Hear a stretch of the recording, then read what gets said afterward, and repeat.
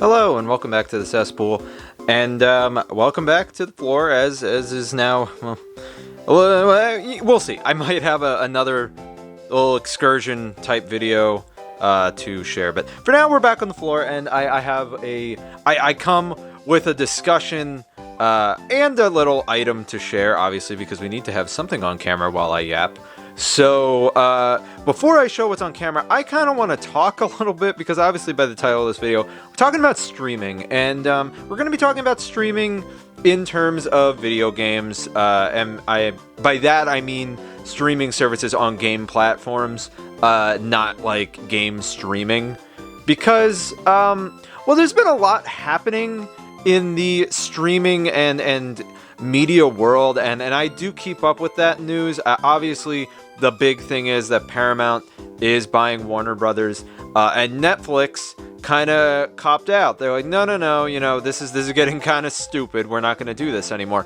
And I personally, as much as I didn't really want Netflix to take over Warner Brothers, I'm more upset that Paramount did because of the method that they went about doing it. Through what's essentially, from my understanding, they took out a lot of debt to do this. And again, from my understanding, maybe I'm wrong, Netflix wasn't going to do this. And what I've seen in the past from this method of buyout is this has happened to a lot of companies where you do what's kind of, I'm again not a finance expert, but if Paramount is taking out this huge debt to purchase Warner Brothers, which is a studio that was looking for a buyer because they were not really making the money that they had been investing in their projects, whether that be film and TV or their streaming service or yada yada yada. It's just odd to me that Paramount thought that was a great idea. I mean, whatever. So that's a thing that's happening. But anyway, Netflix owning Warner Brothers would have been interesting. I don't love the idea of it because I don't think Netflix had the best intentions in mind, whatever the hell they say. I don't think anybody should have bought Warner Brothers, quite frankly, but, you know, here we are. But Netflix was the first streaming service, so I suppose if anybody could have done it the best, in the modern era of media distribution, maybe they would have been the best choice. They have a lot of history with this, and, you know, I think that they have the capital more than any of the other traditional studios, minus Disney, maybe. Honestly, I don't see a ton out of Universal these days. I think they're doing all right, but I don't think they're really putting out anything, like, really crazy right now. I mean, this is obviously a dry spell. We're just finally leaving winter. But Netflix, I think, has a pretty stable, despite what everybody complains with them about, and I have my complaints with Netflix as well, obviously. Their content quality is shaky at best these days, but they used to be pretty great. And we're going to talk about what the hell happened to streaming services and how the hell did this media landscape become so dark, for lack of better words, in a business sense and a content output stance, because this kind of stinks. And Netflix obviously started, everyone kind of knows Netflix started as a DVD rental service, and then it went to, you know, streaming on demand on your computer or laptop, or if you were able to, you know, connect that to a TV, you could do it on your TV. But then something crazy happened, and Nintendo released the Wii in 2006. Netflix was just getting started at this point. They were just ramping up. Blockbuster was just ramping down.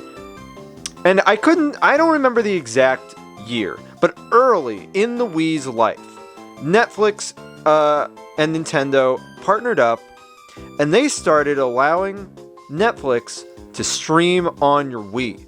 And for a lot of people, that is how you did it. A lot of people owned a Wii.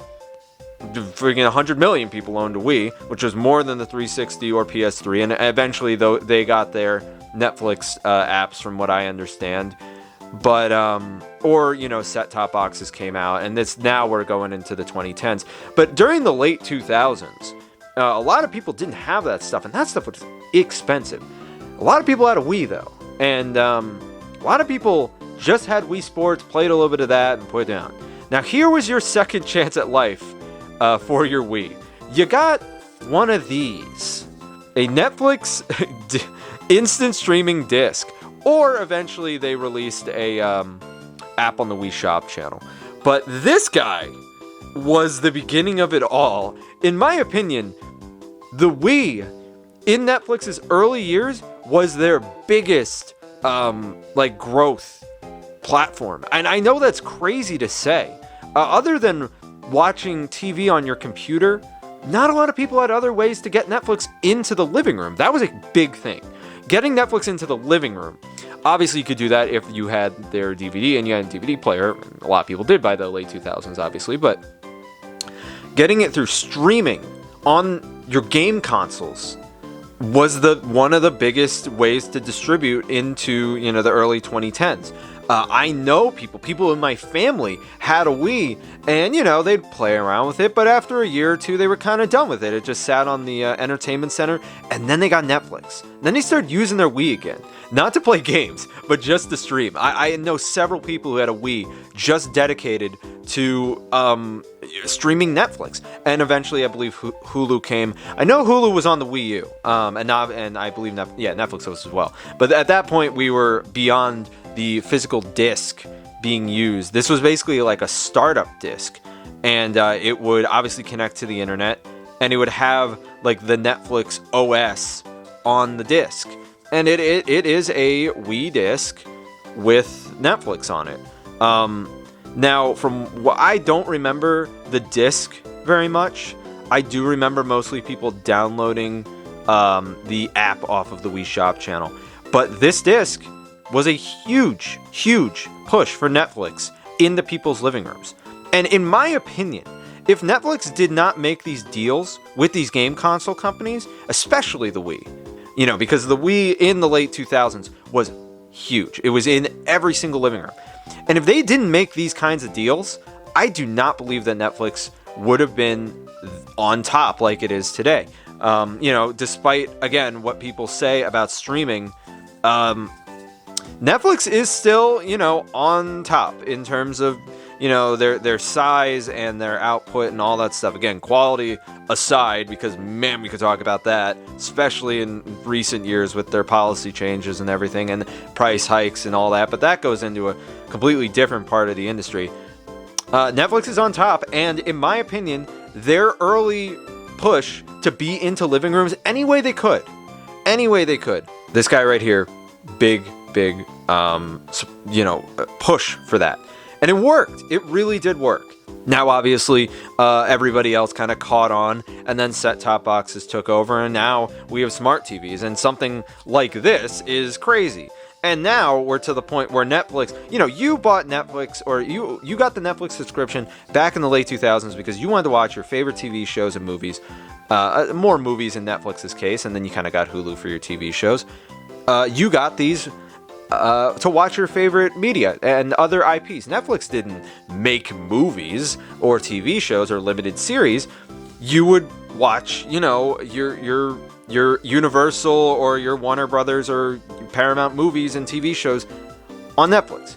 Obviously, that all kind of started to go away. Netflix started losing all that because these streaming services started popping up from the big studios, and large studios start their own streaming platforms and pull off of the original guys. So the original guys were stuck figuring out what the hell are they going to do, and they started making their own stuff. And sometimes, that we have crazy, successful, wildly successful movies and TV series that come out of Netflix, and the other guys like Hulu. Hulu's kind of meh. But in these early years, when you had Netflix, you had Hulu, it was a very nice period. You could go to Netflix, pay $7, stream pretty much anything you were looking for. Obviously, not everything was there. Some people were resistant in the industry to streaming. They wanted to stick with physical media, and there is a place for physical media, trust me. But streaming is obviously the most convenient way, and it was the way forward. And it took a while for these companies to realize that, and Netflix did early. You know, they could have stuck with DVD rentals. And in my opinion, I don't think streaming would be where it was. I think starting to distribute discs like this push that. And by proxy, push these companies to be like, hey, we're losing out on all this money. Let's start our own streaming services. And we went from very consolidated in the early years of Netflix and Hulu to way too much in the market. You know, you have all of your Disney Pluses, Apple TVs, freaking Paramount Plus, HBO Max, and then you got all the little guys too. You got like the British one. There's like the BritBox. There's the Acorn TVs. There's the free ones. There's the like your Sling TV, your Tubies, all that stuff. And then you got the big guys who are still sticking around. Now Hulu is part of Disney, so that's, in my opinion, Hulu's just going to kind of go away. It's all going to just, go together. ESPN is part of Disney too, So, we spread out really wide from where we started. And now we're starting to consolidate, but in the wrong direction. I think it's great, and I just read this, that, HBO and Paramount are obviously going to be coming together because Warner Brothers is being purchased by Paramount. So that's great. I'm glad that these services are going to be consolidating. But on the other hand, in my opinion, that's just going to mean the price is going to be even higher. If they kept the price of these streaming services low, maybe. But also, we're getting to the point with streaming services where they have so much content on them, and this is like a common complaint that people have. There's so much content on them that, and it's always gunked up with like, Netflix's own shit or Hulu's shit, and it's not great. For every Stranger Things that Netflix has, where that's like a wildly successful TV show, despite the quality of the later seasons, you have like 5 or 6 just like trash TV shows or trash movies that either no one watches or people like hate watch and then make fun of it online.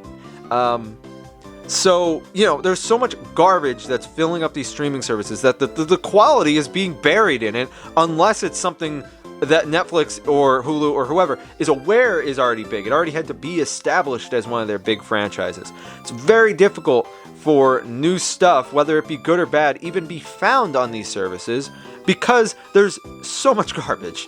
And, there's a place for B-tier content. I get that. But I think that these services really need to clean up their act because it's getting ridiculous, honestly. You go on Netflix, you're looking for a murder mystery movie, you got to go through like 40 freaking pages of garbage before you find it. At least in my opinion, unless obviously you're searching for something. And then, even if you find it, if you go on like Amazon, Amazon's kind of a funny one because they like let you link your streaming services together. Now, in my opinion, that is a good idea because then you can have all of them in one place. I think that's something that we ultimately want to go back to with early Netflix or early Hulu. Everything was kind of all in one place, despite having to pay a ridiculous amount of money. It is what it is. I think that returning to the concept of everything being consolidated in terms of the apps and just like cleaning everything up, I personally think that all streaming services need to clean up their UI because it's so cluttered. Everything is so all over the place. They start recommending the same things over and over and over again. You have millions of, pieces of content out there on these services. And they can, there's an ant. And they can just absolutely not keep it together. And they start recommending the same things over and over again, which is just not great. And these early days of Netflix and Hulu, at least from what I remember, and this was a long time ago, they didn't really do that. And I know that, their algorithms are trying to push certain things onto certain customers based on what they watch, and I get that. Or they want to be promoting certain movies or TV shows that they've invested in. I get that, but give me 2 or 3, and then, let's back it off. Back in the days of these, early startups, when Netflix was still, really growing, because I think Netflix has kind of plateaued, and I can't really see any of the streaming services going anywhere else, quite frankly, but I don't know. The ant is still hanging out here. Oh, where's he gonna go? There he goes. Okay. Oh, he's back. Okay. Well, he's gonna be our guy. So he likes the Netflix streaming disc. I think I like the Netflix streaming disc. So this era of streaming, when streaming was cool, I guess, or, you know, kind of a magical thing. And that was a thing with technology in that era, the late 2000s into the early 2010s. That was when new technology was seen as exciting. And everything now is so jaded and everybody hates everything, which, you know, there's good reasons for some things to be hated. But I do think that a lot of the media industry has become very stagnated. And the only way forward is to just consolidate and not make good content. We just got to consolidate and consolidate and consolidate and consolidate until eventually we have so much stuff that we can't lose money. And for a company like Netflix in this Warner Brothers deal, that made sense because from my understanding, that was more like liquid capital rather than taking out a loan. Paramount, they make money. Their movies are okay, and I think a lot of people are subscribed to Paramount Plus. But they are not making. Number one, they just did this merger with Skydance. You know, you could talk about that. I'm not going to comment on that, but they did that, and now they want to merge with Warner Brothers, and it's just it's way too much. And, you know, Disney is just as guilty. They've gobbled up a million different media franchises and studios and all that kind of stuff. We're getting to the point where the media industry traditionally is just in a bad place. We're very far from the early days of streaming when, you know, everyone was using a Wii and you would watch The Office on you know, in 2009 on your Wii. We have very much left that era of streaming behind. It used to be great, and it sucks that it's gone because it's really left the media industry in just a rough freaking place. Obviously, you know, with the onslaught of, like, you know, video platforms like YouTube, that has changed the industry a lot. But I think that everybody, all the executives, need to kind of take a step back and say, well, is this good long term? I know that they're not going to do that, but if they were smart, if it were me, you know, as someone who's not, like, corrupted by the freaking media industry, I would take a step back and be like, okay, guys, wait, I think we got to figure this out because this is getting kind of stupid. And it's frustrating as consumers. I think a lot of consumers feel this way, where they're not really getting their money's worth. They always feel like there's nothing to watch. There's plenty to watch, it's just not good, so it feels like it's nothing. But when you make that complaint to Netflix or Hulu or whoever, they're going to be like, oh, well, we have over 1 million movies, or we have 500,000 TV shows, or blah, blah, blah. Yeah, but none of them are good, or we've already seen them, or they're sequels, so they're not as good as the first one. It's just, you know, legacy franchises are one thing. You know, obviously it's a sequel or spin-off to Star Wars. But at that point, you start oversaturating the market with too much of these legacy franchises.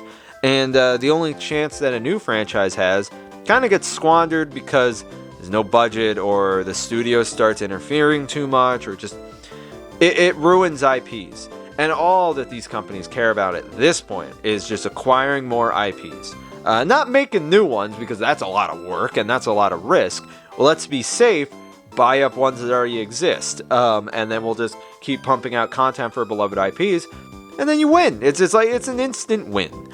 So anyway, I've been ranting for way too long, and I'm sorry about that. If you stuck to the end of this video about me not really talking about video games, I hope you enjoyed. I got this disc recently, and it got me thinking about streaming services and the nostalgic era of streaming services when they were good, and how far we have fallen from the Wii instant streaming disc for Netflix. I'd like to thank everybody so much for watching, and I don't know when the next video will be. Again, it may be back on the floor, it may not, but I will see you guys then.